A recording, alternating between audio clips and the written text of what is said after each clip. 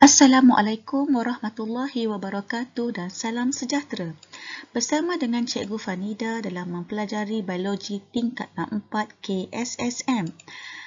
Pada kali ini, Cikgu akan meneruskan lagi bahagian ketiga bab 12, koordinasi dan gerak balas dalam manusia. Pada akhir pembelajaran, anak-anak dapat 12.6 sistem endokrin, menyatakan peranan kelenjar endokrin dalam manusia, mengenal pasti dan melabel kelenjar endokrin dalam manusia, mencerahkinkan fungsi hormon yang dirembeskan oleh setiap jenis kelenjar endokrin, membincangkan penglibatan sistem saraf dan sistem endokrin dalam situasi cemas, membanding dan membezakan antara sistem saraf dengan sistem endokrin. 12.7 Isu kesihatan berkaitan sistem endokrin manusia, iaitu meramalkan kesan ketidakseimbangan hormon terhadap kesihatan manusia. 12.6 Sistem endokrin.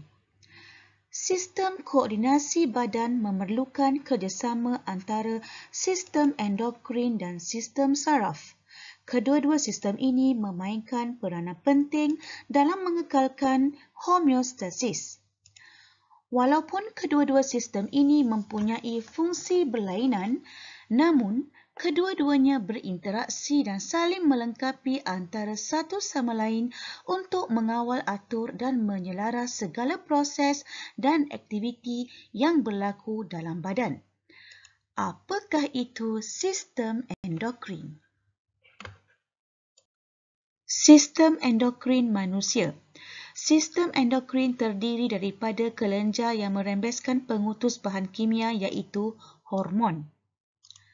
Kelenjar endokrin ialah kelenjar yang tidak berduktus, bermaksud kelenjar yang tidak mempunyai salur. Jadi, hormon dirembeskan secara terus ke dalam aliran darah. Walaupun hormon diangkut ke seluruh badan dalam darah, hormon hanya mempengaruhi dan memberi kesan kepada sel sasaran yang spesifik.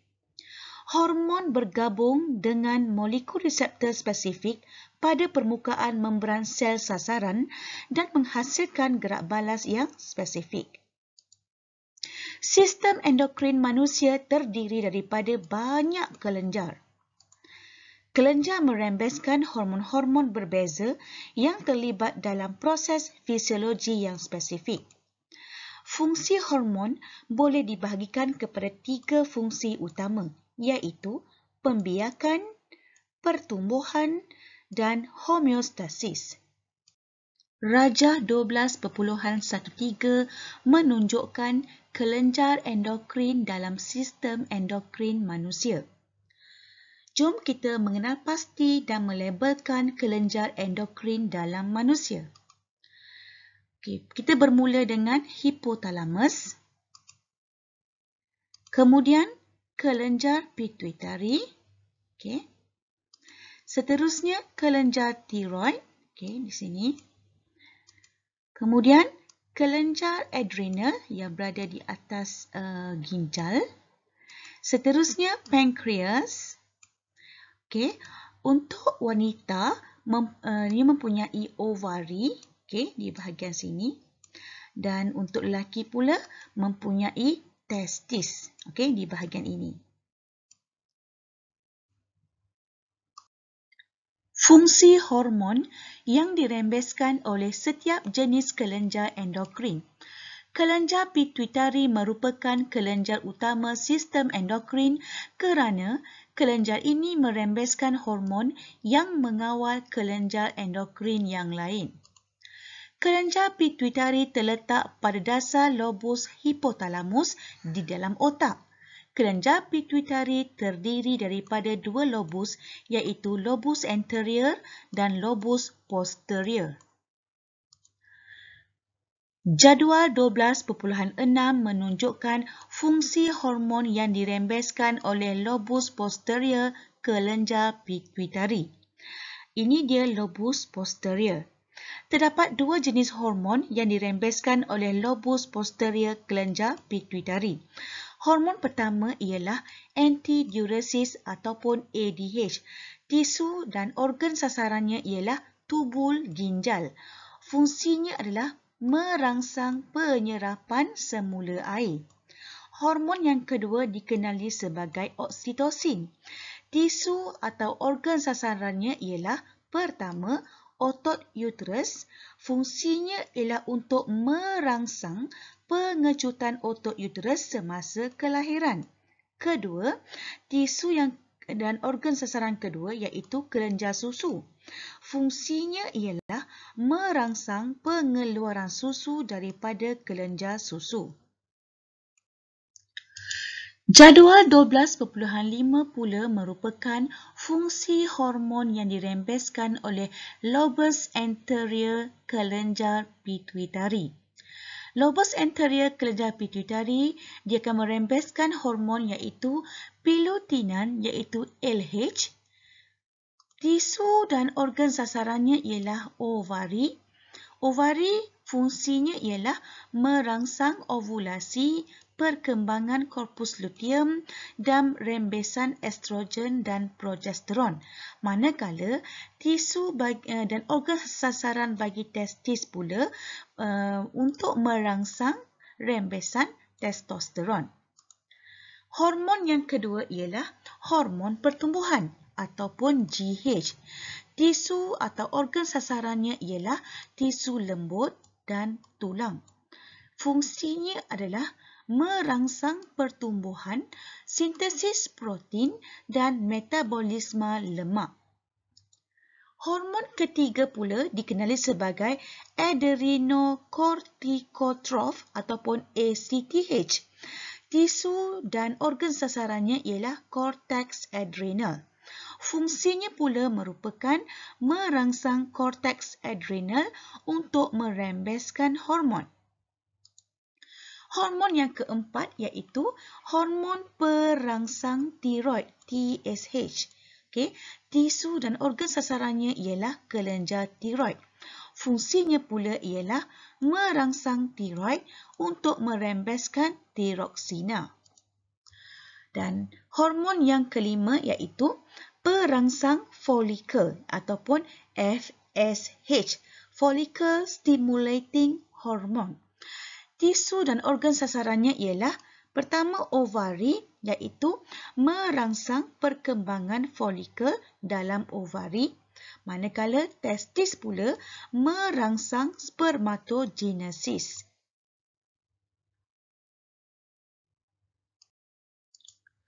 Hormon yang mengawal atau rembesan kelenjar hormon yang lain juga dikenali sebagai hormon perangsang. Ini termasuklah hormon perangsang tiroid dan hormon perangsang adrenocorticotrophs. Contohnya TSH merangsang kelenjar tiroid untuk merembeskan tiroksina. Hormon yang bertindak secara langsung pada organ sasaran termasuklah hormon pertumbuhan, oksitosin dan hormon antidiuresis. Contohnya GH iaitu growth hormone bertindak terus pada tulang. Hipotalamus merembeskan hormon perembes gonadotropin, GnRH. GnRH merangsang kelenjar pituitari untuk merembeskan FSH dan LH ke dalam darah. Okey, seterusnya kita lihat rajah 12.4 iaitu fungsi hormon yang dirembeskan oleh kelenjar endokrin yang lain. Kita pergi kepada kelenjar yang pertama iaitu kelenjar tiroid. Hormon yang dirembeskan dikenali sebagai tiroksina. Tisu dan organ sasarannya ialah semua tisu. Fungsinya untuk meningkatkan kadar metabolisme, meningkatkan suhu badan dan mengawal atur pertumbuhan dan perkembangan. Kelenjar kedua ialah kelenjar adrenal, iaitu hormon yang dirembeskan ialah aldosteron. Tisu organ sasaran ialah ginjal. Fungsinya pula ialah untuk meningkatkan penyerapan semula garam mineral di ginjal. Hormon kedua yang dirembeskan oleh kelenjar adrenal iaitu adrenalina. Tisu organ sasaran iaitu otot tisu, hati dan jantung. Fungsinya pula ialah meningkatkan aras gula dan asid lemak dalam darah, meningkatkan kadar pernafasan dan denyutan jantung, dan meningkatkan kadar metabolisme dan pengecutan salur darah. Kelenjar yang ketiga dikenali sebagai pankreas. Hormon yang dirembeskan iaitu insulin. Tisu organ sasarannya ialah hati, otot dan tisu adipos. Fungsinya ialah mengurangkan aras glukosa darah dan menggalakkan penukaran glukosa berlebihan kepada glikogen. Hormon glukagon pula, tisu organ sasarannya ialah hati, otot dan tisu adipos. Fungsinya ialah meningkatkan aras glukosa darah dan menggalakkan penukaran glikogen kepada glukosa. Kelenjar seterusnya iaitu ovari. Hormon yang dirembeskan ialah estrogen. Tisu organ sasaran ialah gonad, kulit, otot dan tulang. Fungsinya ialah merangsang perkembangan ciri-ciri seks sekunder perempuan dan kematangan folikel, membaiki serta merangsang penebalan dinding uterus. Hormon kedua pula ialah progesteron. Tisu organ sasarannya ialah gonad dan fungsinya ialah merangsang perkembangan dinding uterus dan pembentukan plasenta. Dan kelenjar yang seterusnya iaitu testis. Testis, hormon yang dirembeskan ialah testosteron. Tisu organ sasaran iaitu gonad, kulit, otot dan tulang. Fungsinya ialah merangsang perkembangan ciri-ciri seks sekunder lelaki dan spermatogenesis. Penglibatan kedua-dua sistem saraf dan sistem endokrin dalam situasi cemas. Pernahkah anak-anak berada dalam situasi cemas? Misalnya seekor anjing atau angsa tiba-tiba mengejar anda. Bagaimanakah perasaan anda dalam situasi ini? Jantung anda akan berdenyut dengan cepat dan tangan anda akan berpeluh. Apakah yang menyebabkan keadaan ini terjadi?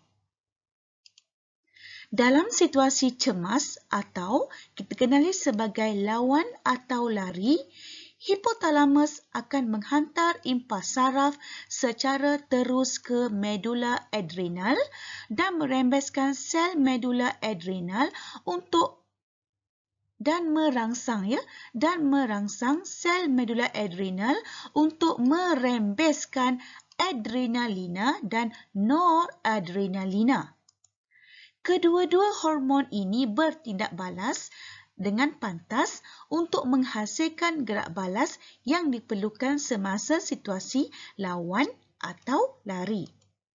Ini termasuklah peningkatan kadar denyutan jantung, kadar pernafasan, tekanan darah, aras glukosa dalam darah, aktiviti metabolisme.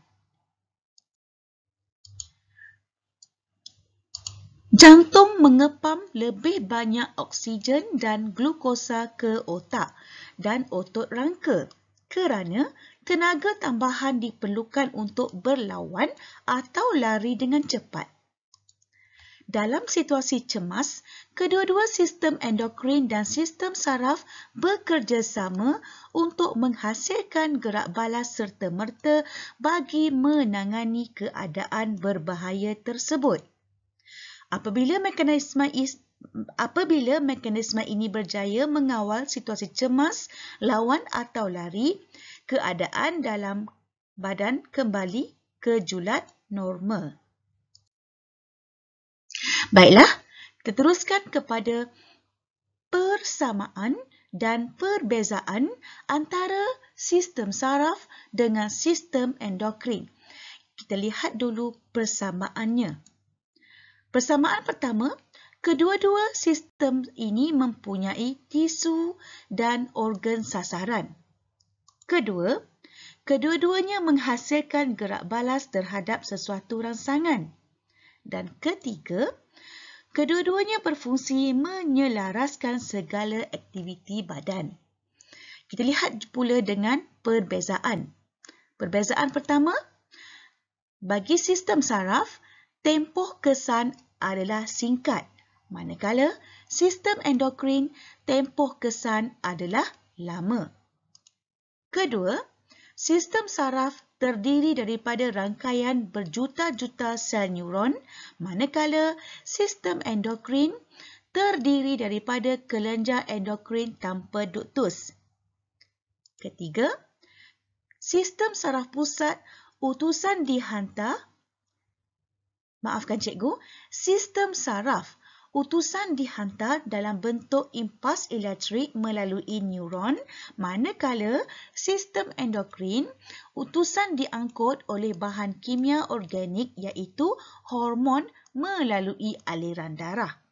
Seterusnya, sistem saraf, gerak balas saraf adalah cepat dan serta-merta, manakala sistem endokrin, gerak balas adalah perlahan dan berpanjangan. Dan akhir sekali perbezaannya adalah sistem saraf, kesan impas menghasilkan gerak balas satu organ, manakala sistem endokrin, kesan hormon menghasilkan gerak balas terhadap beberapa organ. Baiklah, kita pergi kepada praktis formatif 12.6. Namakan hormon yang berkaitan dengan fungsi yang diberikan.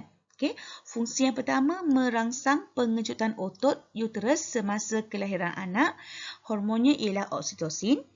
Merangsang penyerapan air oleh ginjal. Apa hormon dia? ADH. Okey. Merangsang kadar metabolisme kebanyakan sel. Apa dia? Tiroksina. Okey. Baiklah, soalan nombor 2. Terangkan 3 ciri hormon. Dirembeskan oleh kelenjar khas yang disebut kelenjar endokrin, diperlukan dalam kuantiti yang sedikit sahaja. Dan ketiga, tempoh kesan atau pengaruhnya adalah lama. Seterusnya, bandingkan antara sistem saraf dengan sistem endokrin. Okey, pertama, sistem saraf menghantar maklumat dengan pantas melalui impas saraf, manakala sistem endokrin menghantar maklumat lebih perlahan melalui hormon. Kedua, kesan sampingan menghasilkan gerak balas satu organ sahaja, manakala kesan hormon menghasilkan gerak balas bagi beberapa organ. Ketiga, kesan hormon biasanya berpanjangan dan berkekalan sehingga hormon disingkirkan daripada darah. Okey. Keempat, impas saraf menghasilkan gerak balas yang cepat dan singkat. Seterusnya, soalan yang keempat. Seorang murid telah mendapati dirinya diekori sebuah van dan mensyaki kemungkinan ada cubaan untuk menculiknya. Dalam keadaan cemas, murid tersebut mampu berlari dengan laju menjauhi van tersebut. Huraikan satu situasi lawan atau lari tersebut. Okey, ini biasanya kalau huraikan, okey, jawapannya mesti panjang dan biasanya ini ialah pattern essay. Okey. Jawapannya ialah ketika situasi cemas atau lawan atau lari, hipotalamus menghantar impas saraf secara terus ke medula adrenal dan merangsang sel medula adrenal untuk merembeskan hormon adrenalina dan noradrenalina. Kedua-dua hormon ini bertindak balas menghasilkan gerak balas yang diperlukan semasa situasi lawan atau lari. Ini termasuklah peningkatan kadar denyutan jantung, kadar pernafasan, tekanan darah, aras glukosa darah dan aktiviti metabolisme. Dalam situasi lawan atau lari, jantung perlu mengepam lebih banyak oksigen dan glukosa ke otak dan otot rangka. Ini kerana otak perlu amat peka untuk menggerakkan badan dan otot rangka memerlukan tenaga untuk berlawan atau lari dengan cepat. Ini bermaksud dalam situasi cemas, kedua-dua sistem endokrin dan sistem saraf bekerjasama untuk menghasilkan gerak balas serta-merta bagi menangani keadaan berbahaya tersebut. Apabila mekanisme ini berjaya mengawal situasi cemas lawan atau lari, keadaan dalam badan kembali ke julat normal. 12.7 Isu kesihatan berkaitan sistem endokrin manusia. Okey, kita pergi kepada isu yang pertama, isu diabetes mellitus. Pesakit diabetes mellitus tidak menghasilkan insulin. Cikgu ulang ya. Ia tidak menghasilkan insulin yang mencukupi atau tidak boleh menggunakan insulin yang dihasilkan. Jadi apa yang berlaku pada dia? Akibatnya aras glukosa dalam darah meningkat. Pesakit kerap buang air kencing, sentiasa berasa haus, rasa kebas pada kaki, penglihatan kabur, letih dan luka lambat sembuh. Sebaliknya, rembesan berlebihan insulin menyebabkan hypoglycemia, iaitu paras glukosa darah yang sangat rendah. Antara simptom hypoglycemia ialah letih, sukar tidur pada waktu malam, pemikiran bercelaru, perasaan takut, ketidakstabilan emosi, mudah pengsan dan sakit kepala. Seterusnya, kita pergi kepada isu yang kedua, diabetes insipidus. Bagi pesakit diabetes insipidus, lobus posterior kelenjar pituitarinya gagal merembeskan hormon antidiuresis. Akibatnya, pesakit akan menyingkirkan air kencing yang banyak dan sentiasa berasa haus. Oleh sebab kuantiti air yang banyak hilang melalui air kencing, individu tersebut mengalami penyahidratan sekiranya tidak minum air yang mencukupi setiap hari. Seterusnya, hypothyroidism. Hypothyroidism ialah orang dewasa yang akan mengalami hypothyroidism ni sekiranya rembesan thyroksina tidak mencukupi. Simptom termasuklah kadar denyutan jantung yang perlahan, amat sensitif terhadap kesejukan, letih dan berat badan yang mudah meningkat. Okey. Kemudian ciri-ciri bagi orang yang terkena yang berpenyakit hypothyroidism, rambutnya kering, kasar dan sedikit, bulu kening akan menjadi sedikit, kemudian di bawah kelopak mata ni dia akan mengalami edema, pembengkakan, okey. Kemudian kulit menjadi kering, okey, kulit menjadi kering. Kemudian di sini terdapat kembung, okey, di sini kembung. Ini ciri-ciri ataupun ialah ciri-ciri bagi mereka yang menghidap hypothyroidism. Okey, seterusnya ini gambar pembengkakan kelenjar tiroid. Okey, ini dipanggil hyperthyroidism. Tadi hypo, ni hyper. Okey, hyperthyroidism pula merujuk kepada keadaan yang berlaku sekiranya rembesan thyroksina terlalu banyak. Simptom termasuklah perpeluhan secara berlebihan, tak tahan panas, kerap buang air besar, takut, kadar denyutan jantung cepat dan mudah kehilangan berat badan. Kadang-kadang kelenjar tiroid akan membesar 2 hingga 3 kali lebih besar daripada saiz asal. Ini dia. Okey, ada pembengkakan di sini. Okey. Seterusnya, Okey, ini gambar foto 12.6 tangan seseorang kanak-kanak lelaki berumur 12 tahun yang mengalami kegergasian. Okey, apa dia masalahnya? Kegergasian. Okey. Rembesan hormon pertumbuhan ataupun GH secara berlebihan sewaktu usia kanak-kanak menyebabkan kegergasian, iaitu keadaan yang dicirikan oleh pemanjangan tulang yang abnormal. Individu tersebut membesar sehingga menjadi sangat tinggi. Okey, ini contoh contoh mereka yang bermasalah dengan rembesan hormon GH. Okey, ini gambar foto 12.7 Chandra Bahadur Dangi dari Nepal. Okey, orang yang paling pendek di dunia, manakala Sultan Kosen orang yang paling tinggi di dunia. Okey, yang kekerdilan pula masalahnya kurang rembesan hormon pertumbuhan. Kalau kegergasian lebih hormon pertumbuhan. Okey, dia mengakibat yang kekurangan rembesan hormon pertumbuhan tu iaitu yang dikenali sebagai kekerdilan semasa tempoh pembesaran melambatkan pertumbuhan tulang dan mengakibatkan satu keadaan yang dikenali sebagai kekerdilan. Okey, organ juga gagal berkembang dan nisbah bahagian badan kekal menjadi seperti kanak-kanak. Okey, ini tangan dewasa orang normal. Okey, yang ni pula tangan kanak-kanak. Okey, kegergasian. Okey, besar tangan dia. Okey, seterusnya. Praktis formatif 12.7. Nyatakan faktor yang menyebabkan seseorang menghidap penyakit diabetes insipidus. Ada dua tadi kan? Diabetes mellitus dan diabetes insipidus. Ini dia. Faktor-faktor dia. Lobus posterior kelenjar pituitari individu tersebut gagal merembeskan hormon apa? Hormon ADH, antidiuresis. Okey, seterusnya.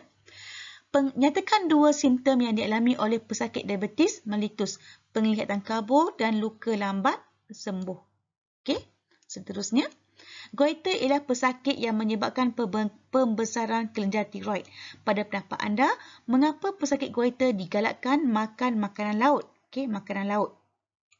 Goiter berlaku kerana kelenjar tiroid tidak boleh menyediakan tiroksina yang mencukupi. Ini mungkin disebabkan oleh kekurangan iodin. Kerana tiroksina mengandungi iodin. So, kenapa dengan makanan laut? Makanan laut mengandungi kandungan garam mineral iodin yang sangat tinggi. Oleh itu, pemakanan makanan laut yang lebih banyak dapat meningkatkan kandungan iodin untuk menghasilkan tiroksina.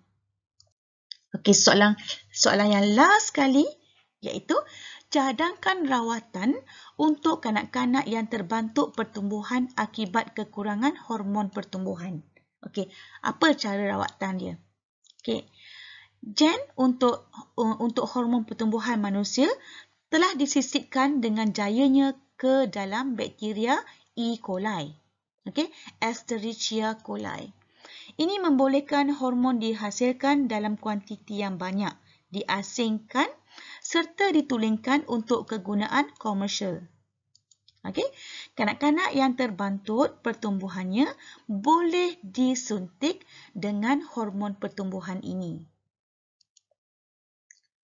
Baiklah, rumusan daripada bab 12 iaitu koordinasi dan gerak balas dalam manusia, bahagian 1, 2 dan 3. Kita telah bincang berkenaan dengan koordinasi dan gerak balas, iaitu kita bincang tentang rangsangan, reseptor, pusat integrasi, efektor, gerak balas.